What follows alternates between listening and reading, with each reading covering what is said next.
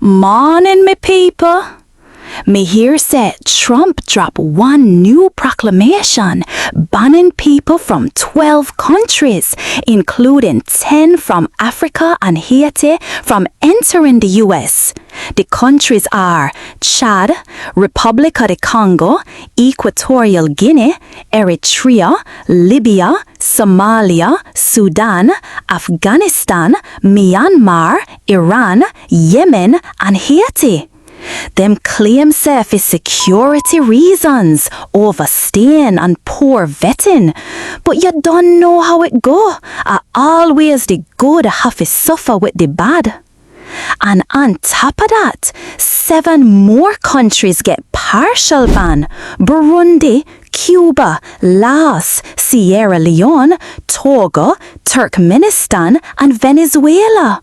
Them can still apply for some kind of visa, but things like immigrant visa, school visa, or tourist visa, blocked.